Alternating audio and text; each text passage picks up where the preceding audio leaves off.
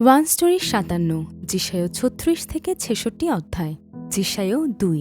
আমি প্রভু, অন্য কোনো ত্রাণকর্তা নেই।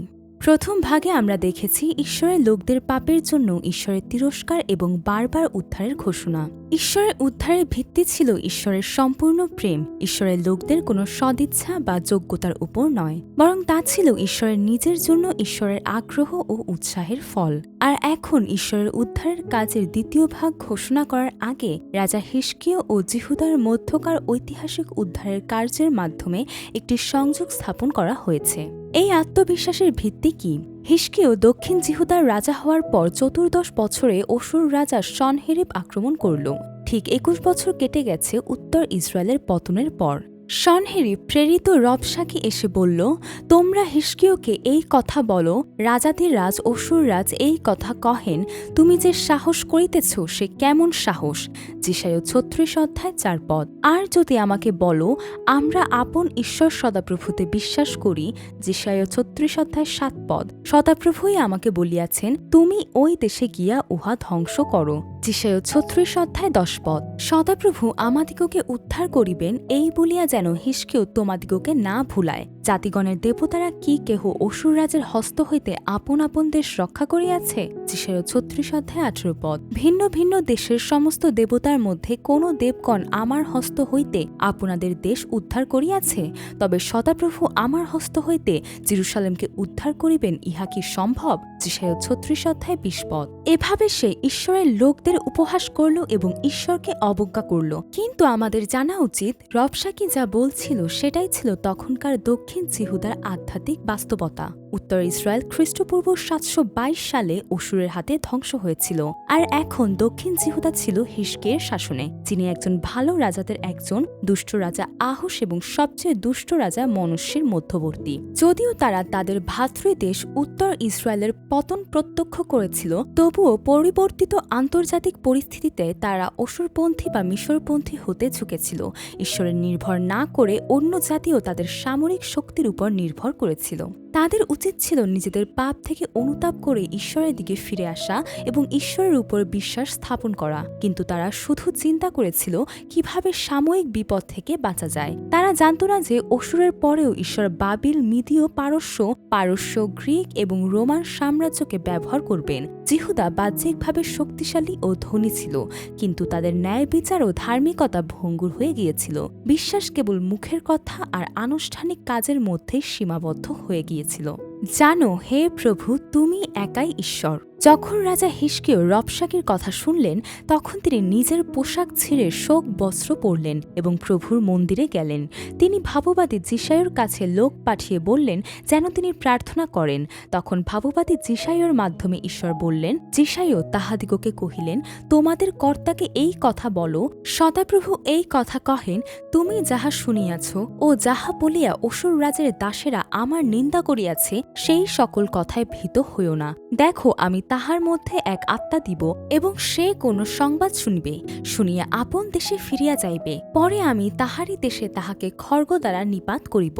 যিশায় ৩৭ অধ্যায় ৬ থেকে ৭ পদ। কিন্তু রবশাকি, তোমরা জিহুদা রাজা হিজকিয়কে এই কথা বলিবে, তোমার বিশ্বাস ভূমি ঈশ্বর এই বলিয়া তোমার ভ্রান্তি না জন্মাও যে জেরুসালেম অসুর রাজের হস্তে সমর্পিত হইবে না। দেখো, সমুদয় দেশ নিঃশেষে বিনষ্ট করিয়া অসুরের রাজারা সমস্ত দেশের প্রতি যাহা যাহা করিয়াছেন তাহা তুমি শুনিয়াছ, তবে তুমি কি উদ্ধার পাইবে? যিশায় ৩৭ অধ্যায় ১০ থেকে ১১ পদ। তখন রাজা হিজকিয় সেই চিঠি নিলেন, প্রভুর মন্দিরে গেলেন, সেটি খুললেন এবং প্রার্থনা করলেন। তিনি কহিলেন, হে বাহিনীগণের সদাপ্রভু, ইসরায়েলের ঈশ্বর, করুপদয়ে আসীন, কেবলমাত্র তুমি পৃথিবীর সমস্ত রাজ্যের ঈশ্বর। তুমি আকাশমণ্ডল ও পৃথিবী নির্মাণ করিয়াছ। হে সদাপ্রভু, কর্ণপাত করিয়া শোনো। হে সদাপ্রভু, চক্ষু উন্মীলন করিয়া দেখো। জীবন্ত ঈশ্বরকে টিটকারি দিবার জন্য সনহেরিব যে সকল কথা বলিয়া পাঠাইয়াছে তাহা শোনো। সত্য বটে, হে সদাপ্রভু, অসুরের রাজারা সর্বদেশীয় লোকদিগকে ও তাহাদের দেশ সকল বিনষ্ট করিয়াছে এবং তাহাদের দেবগণকে অগ্নিতে নিক্ষেপ করিয়াছে। কারণ তাহারা ঈশ্বর নয়, কিন্তু মনুষ্যের হস্তের কার্য কাষ্ঠ ও প্রস্তর, এই জন্য উহারা তাহাদিগকে বিনষ্ট করিয়াছে। অতএব এখন হে আমাদের ঈশ্বর সদাপ্রভু, তুমি তাহার হস্ত হইতে আমাদিগকে নিস্তার করো, তাহাতে পৃথিবীর সমস্ত রাজ্য জানিতে পারিবে যে কেবলমাত্র তুমি ঈশ্বর। যিশাইয়া 37:16-20 পদ। ঈশ্বর হিজকিয়ার প্রার্থনা শুনলেন। তিনি জানতেন অসুরের অবমাননা ও নিন্দা আসলে ঈশ্বরের বিরুদ্ধেই করা হয়েছে। তখন ঈশ্বর ঘোষণা করলেন, আমার বিরুদ্ধে তোমার ক্রোধ প্রযুক্ত এবং তোমার যে দর্প কথা আমার কর্ণগোচর হইয়াছে তৎপ্রযুক্ত আমি তোমার নাসিকায় আমার কড়া ও তোমার ওষ্ঠাধরে আমার বল্গা দিব, এবং তুমি যে পথ দিয়া আসিয়াছ সেই পথ দিয়া তোমাকে ফিরাইব। যিশাইয়া 37:29 পদ। এটি অবশ্যই ঈশ্বরের উৎসাহ ও আগ্রহের মাধ্যমে সম্পূর্ণ হবে, এবং যেমন ঈশ্বর বলেছিলেন, প্রভুর দূত অসুরীয় শিবিরে 1,85,000 সৈন্যকে হত্যা করলেন। সকালে যখন লোকেরা উঠল, তারা দেখল সবাই মৃত। তখন অসুরের রাজা সনহেরিব, যে ঈশ্বরকে নিন্দা ও উপহাস করেছিল, নিজের দেশে ফিরে গেল। আর একদিন যখন সে নিজের দেবতা নিঃস্রকের মন্দিরে উপাসনা করছিল, তখন তারই 2 পুত্র তাকে তলোয়ার দিয়ে হত্যা করল। আমি তোমার প্রার্থনা শুনেছি এবং তোমার অশ্রু দেখেছি। সেই সময় রাজা হিজকিয়া মারাত্মক অসুস্থ হয়ে পড়লেন। তখন ভাববাদী যিশাইয়া এসে তাকে বললেন, তুমি মরতে চলেছ, আর সেরে উঠবে না। এই কথা শুনে হিজকিয়া মুখ ঘুরিয়ে দেয়ালের দিকে ফিরলেন এবং প্রবল কণ্ঠে কেঁদে ঈশ্বরের কাছে প্রার্থনা করলেন। তিনি বললেন, হে সদাপ্রভু, বিনয় করি তুমি এখন স্মরণ করো, আমি তোমার সাক্ষাতে সত্যে ও একাগ্র চিত্তে চলিয়াছি এবং তোমার দৃষ্টিতে যাহা ভালো তাহাই করিয়াছি। আর হিজকিয়া অতিশয় রোদন করিতে লাগিলেন। যিশাইয়া 38:2-3 পদ। তখন ঈশ্বর তার প্রার্থনার উত্তর দিলেন। ভাববাদী যিশাইয়ার মাধ্যমে ঈশ্বর বললেন, যাও, হিজকিয়াকে বলো, তোমার পিতৃপুরুষ দাউদের ঈশ্বর সদাপ্রভু এই কথা কহেন, আমি তোমার প্রার্থনা শুনিলাম, আমি তোমার নেত্রজল দেখিলাম। দেখো, আমি তোমার আয়ু 15 বৎসর বৃদ্ধি করিব এবং অসুরের রাজার হস্ত হইতে তোমাকে ও এই নগরকে উদ্ধার করিব। আমি এই নগরের ঢাল স্বরূপ হইব। যিশাইয়া 38:5-6 পদ। ঈশ্বরের এই প্রতিশ্রুতির নিদর্শন হিসেবে সূর্যের নিক্ষিপ্ত ছায়া 10 ধাপ পিছিয়ে গেল। এটাই ছিল ঈশ্বরের অলৌকিক চিহ্ন। হিজকিয়ার সীমাবদ্ধতা। একটি কাহিনীর মধ্যে আমরা ঈশ্বরের জনগণের সীমাবদ্ধতা বারবার দেখেছি। আমরা দেখেছি নিজের দ্বারা কেউ ধার্মিক নয়। ঈশ্বর তাদের ধরে রেখেছিলেন বলেই তারা ঈশ্বরের অনুগ্রহে ঈশ্বরের জাতি হিসেবে স্থির থাকতে পেরেছিলেন। তাই আমাদের কখনো মানুষের উপর নয়, বরং সেই ঈশ্বরের উপর দৃষ্টি দিতে হবে, যিনি তার বাক্যের মাধ্যমে অনুগ্রহ ও শক্তি নিয়ে মানুষের সঙ্গে আছেন। রাজা হিজকিয়াও এর ব্যতিক্রম নন। অসুর সাম্রাজ্যের বিরুদ্ধে অসম্ভব বিজয়, জীবনে অতিরিক্ত 15 বছর প্রাপ্তি এবং সূর্য ঘড়ির ছায়া পিছিয়ে যাওয়ার অলৌকিক ঘটনাগুলোর পর তিনি গর্বে পরিপূর্ণ হয়ে ওঠেন। ঈশ্বরই কার্য করেছিলেন, কিন্তু হিজকিয়া যখন মনে করলেন যে তা তার নিজের কারণে হয়েছে, ঈশ্বরের ইচ্ছা বা ঈশ্বরের উদ্দীপনার কারণে নয়, তখন সেই ভাবনা গর্বে পরিণত হল।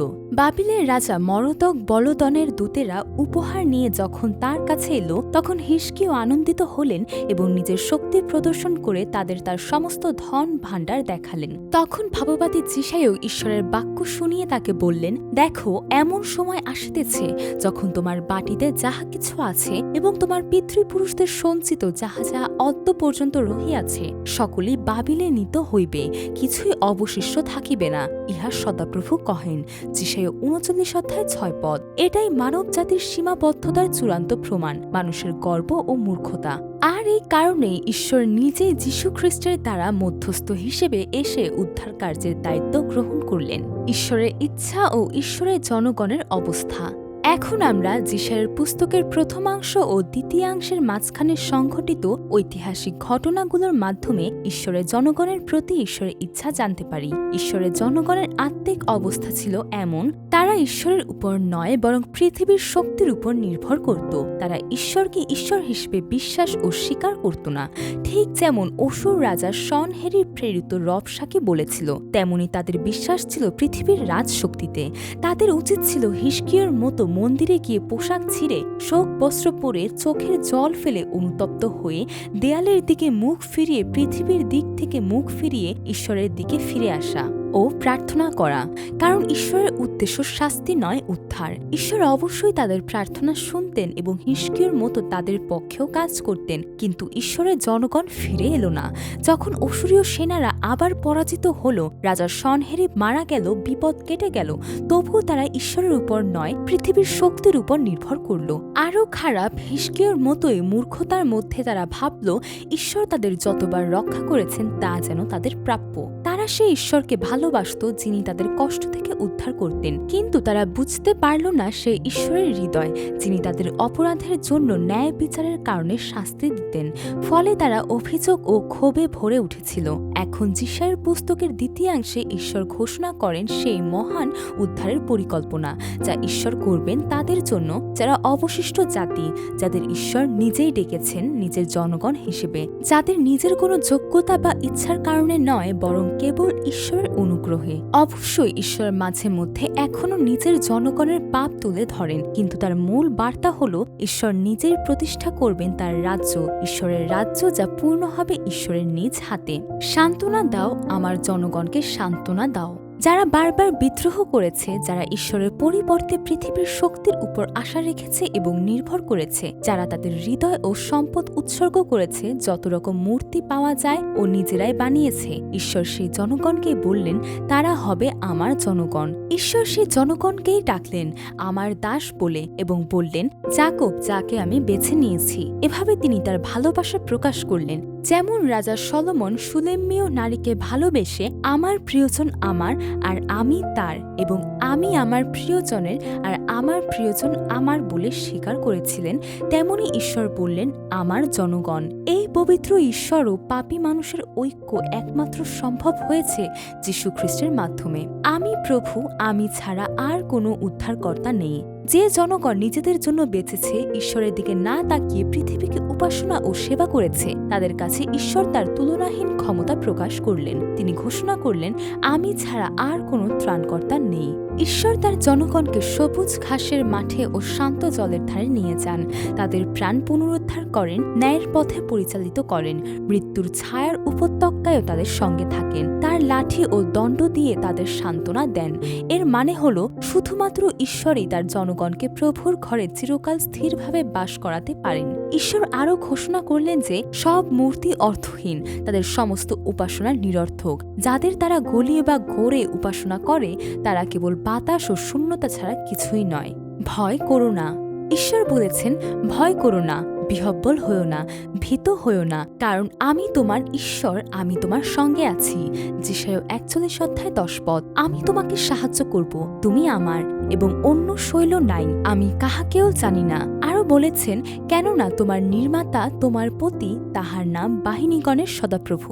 ঈশ্বরের শাসন বা শাস্তি আর আগের মতো থাকবে না। তিনি বলেছেন সেই সদাপ্রভু এই কথা কহেন, তোমরা পূর্বকার কার্য সকল মনে করিও না, পুরাতন ক্রিয়া সকল আলোচনা করিও না। দেখো আমি এক নূতন কার্য করিব, তাহা এখনই অঙ্কুরিত হইবে, তোমরা কি তাহা জানিবে না? এমনকি আমি প্রান্তরের মধ্যে পথ ও মরুভূমিতে নদ নদী করিয়া দিব। যিশায়া 43:18-19। ঈশ্বর আরও বলেছেন আমি আমার নিজের অনুরোধে তোমার অধর্ম সকল মার্জনা করি, তোমার পাপ সকল মনে রাখিব না। যিশায়া 43:25। কিন্তু সিয়ন বলল প্রভু আমাকে ত্যাগ করেছেন, প্রভু আমাকে ভুলে গেছেন। তখন ঈশ্বর বললেন দেখো আমি আপন হস্তের তালুতে তোমার আকৃতি লিখিয়াছি, তোমার প্রাচীর সর্বদা আমার সম্মুখে আছে। যিশায়া 49:14-16। আরও বলেছেন আমি তো সদাপ্রভু তোমার ঈশ্বর, আমি সমুদ্রকে ব্যস্ত করিলে তাহার তরঙ্গ কল্লোল ধ্বনি করে। বাহিনীগণের সদাপ্রভু এই আমার নাম, আর আমি আপন বাক্য তোমার মুখে রাখিলাম, আপন হস্তের ছায়ায় তোমাকে আচ্ছাদন করিলাম।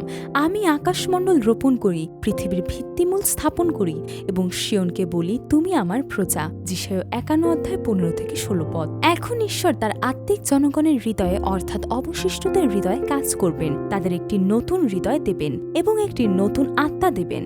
আমি প্রভু তোমার উদ্ধারকর্তা ও মুক্তিদাতা। ঈশ্বর বলেছেন হে যাকব, হে ইসরায়েল, তুমি এই সকল স্মরণ করো, কেননা তুমি আমার দাস। আমি তোমাকে গঠন করিয়াছি, তুমি আমার দাস। হে ইসরায়েল, তুমি আমার স্মরণ হইতে ভ্রষ্ট হইবে না। আমি তোমার অধর্ম সকল কুজ্জটিকার ন্যায়, তোমার পাপ সকল মেঘের ন্যায় ঘুচাইয়া ফেলিয়াছি। তুমি আমার প্রতি ফিরো, কেননা আমি তোমাকে মুক্ত করিয়াছি। যিশায়া ৪৪:২১-২২ পদ। ঈশ্বর আরো বলেছেন, তোমরা বাবিল হইতে বাহির হও, কলদীয়দের মধ্য হইতে পলায়ন করো। আনন্দগানের রব সহকারে ইহা প্রচার করো, এই সংবাদ দাও, পৃথিবীর সীমা পর্যন্ত এই বিষয় উল্লেখ করো। তোমরা বলো, সদাপ্রভু আপন দাস যাকবকে মুক্ত করিয়াছেন। তিনি যখন শুষ্ক স্থান দিয়া তাহাদিগকে লইয়া গেলেন, তাহারা তৃষ্ণার্ত হইল না। তিনি তাহাদের জন্য শৈল হইতে স্রোত বহাইলেন, তিনি শৈল ভেদ করিলেন, জল প্রবাহিত হইল। যিশায়া ৪৮:২০-২১ পদ। আরও বলেছেন, কারণ সদাপ্রভু এই কথা কহেন, তোমরা বিনামূল্যে বিকৃত হইয়াছিলে, আর বিনা রৌপ্যে মুক্ত হইবে। যিশায়া ৫২:৩ পদ। এর অর্থ হল, ঈশ্বর নিজেই সব পাপের শাস্তি নিজের উপর নিয়েছেন, কারণ তিনি বলেছেন, আমি তোমার মুক্তিদাতা, ইসরায়েলের পবিত্র জন, ঈশ্বরের দাস।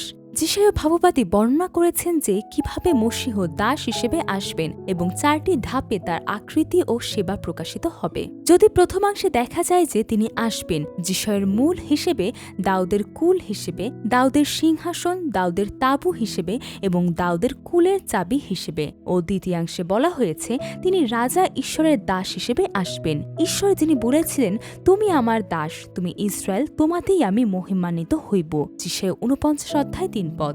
তিনি আরো বললেন, তুমি যে যাকবের বংশ সকলকে উঠাইবার জন্য ও ইসরায়েলের রক্ষিত লোকদিগকে পুনর্বার আনিবার জন্য আমার দাস হও, ইহা লঘু বিষয়। আমি তোমাকে জাতিগণের দীপ্তিস্বরূপ করিব, যেন তুমি পৃথিবীর সীমা পর্যন্ত আমার পরিত্রাণ স্বরূপ হও। যিশায়া ৪৯:৬ পদ। এভাবে ঈশ্বরের দাস জাতিগতদের মধ্যে ঈশ্বরের ত্রাণ ঘোষণা করবেন এবং তার মাধ্যমে ঈশ্বরের রক্ষা সকলের জন্য প্রকাশ পাবে। শেষে ঈশ্বর প্রকাশ করলেন যীশু খ্রিস্টের চিত্র ও সেবা, যিনি সেই দাস হিসেবে আসবেন। ঈশ্বর বলেছেন, কারণ তিনি তাহার সম্মুখে চারার ন্যায় এবং শুষ্ক ভূমিতে উৎপন্ন মূলের ন্যায় উঠিলেন। তাহার এমন রূপ কি শোভা নাই যে তাহার প্রতি দৃষ্টিপাত করি, এবং এমন আকৃতি নাই যে তাহাকে ভালোবাসি। তিনি অবজ্ঞাত ও মনুষ্যদের ত্যায্য, ব্যথার পাত্র ও যাতনা পরিচিত হইলেন।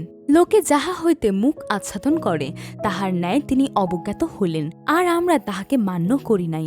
সত্য, আমাদের যাতনা সকল তিনি তুলিয়া লইয়াছেন, আমাদের ব্যথা সকল তিনি বহন করিয়াছেন। তবু আমরা মনে করিলাম তিনি আহত, ঈশ্বর কর্তৃক প্রহারিত ও দুঃখার্ত। কিন্তু তিনি আমাদের অধর্মের নিমিত্ত বিদ্ধ, আমাদের অপরাধের নিমিত্ত চূর্ণ হইলেন। আমাদের শান্তিজনক শাস্তি তাহার উপর বর্তিল, এবং তাহার ক্ষত সকল দ্বারা আমাদের আরোগ্য হইল।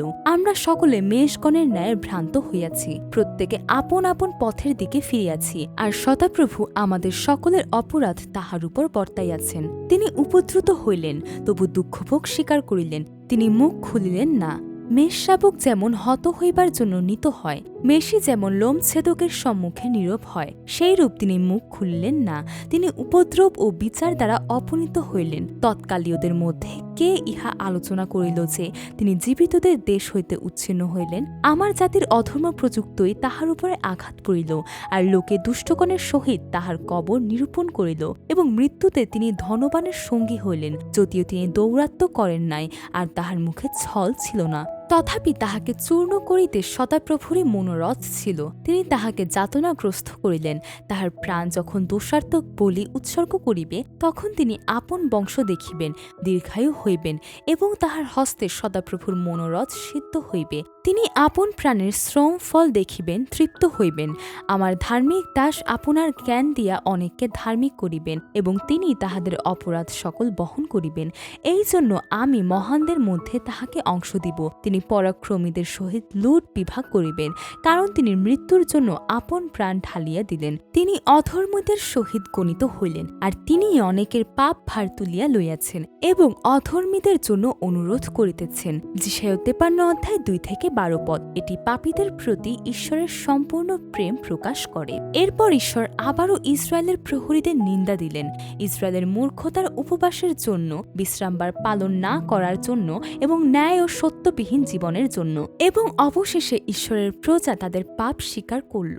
বলল, আমরা সকলে ভল্লুকের ন্যায় গর্জন করি, ঘুঘুর ন্যায় দারুণ আর্তরব করি। আমরা বিচারের অপেক্ষা করি, কিন্তু তাহা নাই, ত্রাণের অপেক্ষা করি, কিন্তু তাহা আমাদের হইতে দূরবর্তী। কেননা তোমার সাক্ষাতে আমাদের অধর্ম অনেক হইয়াছে, আমাদের পাপসমূহ আমাদের বিরুদ্ধে সাক্ষ্য দিতেছে। ফলে আমাদের অধর্ম সকল আমাদের সঙ্গে সঙ্গে রহিয়াছে, আর আমরা আপনাদের অপরাধ সকল জানি। তাহা অধর্ম ও সদাপ্রভুকে অস্বীকার, আপন ঈশ্বরের অনুগমন হইতে বিমুখ হওয়া, উপদ্রবের ও বিদ্রোহের কথাবার্তা, মিথ্যা কথা গর্বে ধারণ ও হৃদয় হইতে বাহির করুন। আর বিচার পশ্চাতে হটিয়া পড়িয়াছে এবং ধার্মিকতা দূরে দাঁড়াইয়া রহিয়াছে। বস্তুত চকের সত্য উছট খাইয়া পড়িয়াছে ও সরলতা প্রবেশ করিতে পায় না।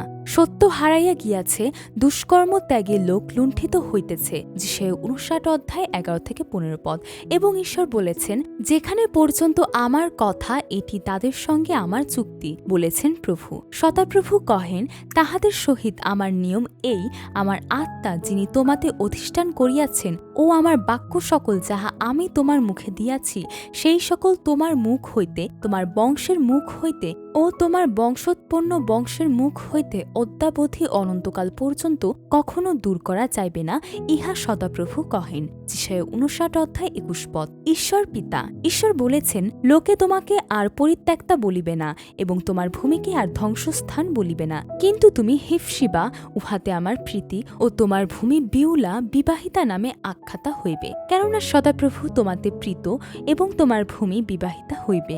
বস্তুত যুবক যেমন কুমারীকে বিবাহ করে, তেমনি তোমার পুত্রগণ তোমাকে বিবাহ করিবে, এবং বর যেমন কন্যাতে আমোদ করে, তেমনি তোমার ঈশ্বর তোমাতে আমোদ করিবেন। যিশায়া ৬২:৪-৫।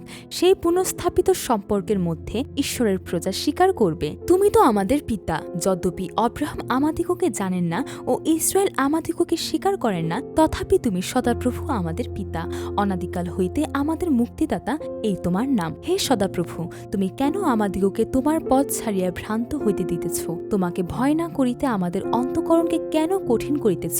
তুমি আপন দাসদের আপন অধিকার স্বরূপ বংশগণের জন্য ফেরো। যিশায়া ৬৩:১৬-১৭। এবং তারা স্বীকার করে, কিন্তু এখন হে সদাপ্রভু, তুমি আমাদের পিতা, আমরা মৃত্তিকা আর তুমি আমাদের কুম্ভকার, আমরা সকলে তোমার হস্তকৃত বস্তু। হে সদাপ্রভু, বিষম ক্রুদ্ধ হইও না, চিরকাল অপরাধ মনে রাখিও না, বিনতি করি দেখো, দৃষ্টিপাত করো, আমরা সকলে তোমার প্রজা। যিশায়া ৬৪:৮-৯। এবং একমাত্র ঈশ্বরের প্রতি আশা রাখে। নতুন স্বর্গ এবং নতুন পৃথিবী। এখন সময় হয়নি, তবে ঈশ্বরের রাজ্য একটি নতুন স্বর্গ এবং নতুন পৃথিবী, যিশায়া ৪০ থেকে আগামী মসীহ যীশু খ্রিস্টের মাধ্যমে গড়ে উঠবে, যেখানে ঈশ্বর দাসের রূপে মুক্তিদাতা হিসেবে আসবেন এবং ঈশ্বরের উৎসাহ দিয়ে এটি সম্পূর্ণ করবেন। সেটি একটি নিখুঁত স্থান। প্রথমে ঈশ্বর বলেছেন, সূর্য আর দিবসে তোমার জ্যোতি হইবে না, আলোকের জন্য চন্দ্রও তোমাকে জ্যোৎস্না দিবে না, কিন্তু সদাপ্রভুই তোমার চিরজ্যোতি হইবেন, তোমার ঈশ্বরই তোমার ভূষণ হইবেন। যিশায়া ৬০:১৯। প্রকাশিত বাক্য ২১:২৩। এবং সেই স্থানের একটি বিস্তারিত বর্ণনা এভাবে বলা হয়েছে, কারণ দেখো, আমি নূতন আকাশমণ্ডলেরও নূতন পৃথিবীর সৃষ্টি করি, এবং পূর্বে যাহা ছিল তাহা স্মরণে থাকিবে না, আর মনে পড়িবে না, কিন্তু আমি যাহা সৃষ্টি করি, তোমরা তাহাতে চিরকাল আমোদ ও উল্লাস করো। কারণ দেখো, আমি জেরুসালেমকে উল্লাস ভূমি ও তাহার প্রজাতিকে আনন্দ ভূমি করিয়া সৃষ্টি করি। আমি জেরুসালেমে উল্লাস করিব, আমার প্রজাগণে আমোদ করিব, এবং তাহার মধ্যে রোদনের শব্দ কি ক্রন্দনের শব্দ আর শোনা যাইবে না।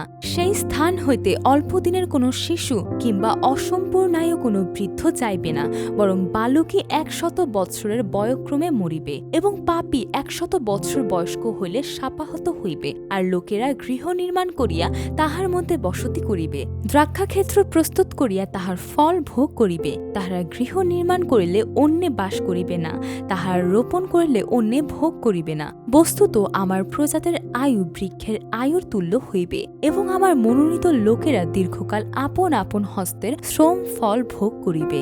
তাহারা বৃথা পরিশ্রম করিবে না, বিহব্বলতার নিমিত্ত সন্তানের জন্ম দিবে না, কারণ তাহারা সদাপ্রভুর আশীর্বাদ প্রাপ্ত বংশ ও তাহাদের সন্তানগণ তাহাদের সহবর্তী হইবে। আর তাহাদের ডাকিবার পূর্বে আমি উত্তর দিব, তাহারা কথা বলিতে না বলিতে আমি শুনিব। কেন্দুয়া ব্যাঘ্র ও মেষ শাবক একত্র চলিবে, সিংহ বলদের ন্যায় বিচালি খাইবে, আর ধূলি সর্পের খাদ্য হইবে। তাহারা আমার পবিত্র পর্বতের কোন স্থানে হিংসা কিংবা বিনাশ করিবে না, ইহা সদাপ্রভু কহেন। যিশায়া 65:17-25 পদ। তোমার বংশধর এবং তোমার নাম চিরস্থায়ী হবে। ঈশ্বর বলেছেন, কিন্তু এই ব্যক্তির প্রতি, অর্থাৎ যে দুঃখী, ভগ্নাত্মা ও আমার বাক্যে কম্পমান, তাহার প্রতি আমি দৃষ্টিপাত করিব। যিশায়া 66:2 পদ। এবং আরো বলেছেন, যে ব্যক্তি গো হনন করে সে নরহত্যা করে, যে ব্যক্তি মেষ শাবক বলিদান করে সে কুকুরের গলা ভাঙিয়া ফেলে, যে ব্যক্তি নৈবেদ্য উৎসর্গ করে সে শূকরের রক্ত দেয়, যে ব্যক্তি সুগন্ধি ধূপ জ্বালায়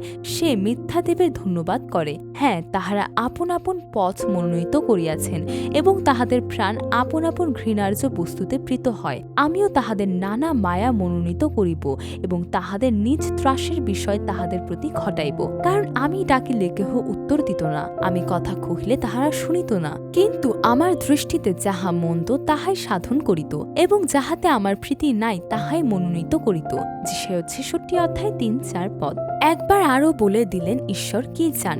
অবশেষে তিনি বলেন, আমি তাহাদের ক্রিয়া ও কল্পনা সকল জানি। সেই সময় উপস্থিত, যখন আমি সর্বজাতি ও সর্বভাষাবাদী লোককে সংগ্রহ করিব, তাহারা আসিয়া আমার প্রতাপ দর্শন করিবে, আর আমি তাহাদের মধ্যে এক চিহ্ন স্থাপন করিব এবং তাহাদের মধ্য হইতে উত্তীর্ণ লোকদিগকে জাতিগণের কাছে তর্শিস, পুল ও ধনুর্ধর লুদ এবং তুবল ও জবনের কাছে, যে দূরস্থ উপকূলসমূহ কখনো আমার খ্যাতি শুনে নাই ও আমার প্রতাপ দেখে নাই, তাহাদের কাছে প্রেরণ করিব এবং তাহারা জাতিগণের মধ্যে আমার প্রতাপ জ্ঞাত করিবে। যিশায়া 66:18-19 পদ। এবং ঘোষণা করা হলো, কারণ আমি যে নূতন আকাশমণ্ডল ও নূতন পৃথিবী গঠন করিব, তাহা যেমন আমার সম্মুখে থাকিবে, তেমনি তোমাদের বংশ ও তোমাদের নাম থাকিবে, ইহা সদাপ্রভু কহেন। যিশায়া 66:22 পদ। যিশায়ায় প্রকাশিত যীশু খ্রিস্ট। যিশায়া গ্রন্থে যীশু খ্রিস্টকে প্রকাশ করা হয়েছে সর্বশক্তিমান ঈশ্বর হিসেবে। তারপর শান্তির রাজকুমার পবিত্র বীজ যিশয়ের বংশধর হিসেবে তিনি দাউদের সিংহাসন পাবেন এবং এক কুমারের গর্ভে জন্ম নেওয়া ইম্মানুয়েল রূপে আসবেন। এছাড়াও এক উপাসকের যোহন বাপ্তায়জকের প্রস্তুতির মাধ্যমে এবং প্রভুর আত্মার আগমনের মাধ্যমে তিনি আসবেন। আধ্যাত্মিক বিচক্ষণতার সহকারে তিনি আগমন করবেন এবং তার চেহারায় এমন কিছু থাকবে না যা মানুষ আকর্ষণীয় মনে করবে। তিনি হবেন ঈশ্বরের দাস। যীশু খ্রিস্ট তার কাজ শুরু করেন গালিলে এবং বলবেন, এসো তোমরা সবাই যারা তৃষ্ণার্ত। তিনি যিনি মুক্তি দেন এবং যিনি তিরস্কার করেন, সেই জন্য পৃথিবী তাকে অবিশ্বাস করবে। তবুও তিনি ন্যায় বিচারের রাজত্ব করবেন এবং ন্যায়ের শাসন করবেন এবং অন্য জাতিদের জন্য আলো হবেন। তিনি অপমান, দুঃখ এবং থুতু নিক্ষেপ ভোগ করবেন, অভিযোগকারীদের সামনে নীরব থাকবেন, মানুষের পাপের ভার বহন করবেন এবং ঘা, আঘাত, শাস্তি ও চাবুকের আঘাত সহ্য করবেন। তিনি অবজ্ঞা ও প্রত্যাখ্যানের সম্মুখীন হবেন, দুঃখ ও যন্ত্রণায় ভুগবেন, পাপীদের সঙ্গে ক্রুশবিদ্ধ হবেন এবং ধনীর সমাধিতে সমাহিত হবেন। পুরাতন নিয়মের প্রথম ভাববাদী যিশায়ার গ্রন্থের মাধ্যমে আমরা ঈশ্বরের নিজের জাতির প্রতি অনুভূতি দেখেছি, আমরা ঈশ্বরের বেদনা দেখেছি। তবু আমরা ঈশ্বরের আত্মিক জাতির অবশিষ্টাংশের প্রতি ঈশ্বরের উৎসাহ ও আগ্রহ দেখেছি। এখন সেই উৎসাহের কাহিনী জিরোমিয়ার গ্রন্থের মাধ্যমে চলতে থাকবে। আমেন।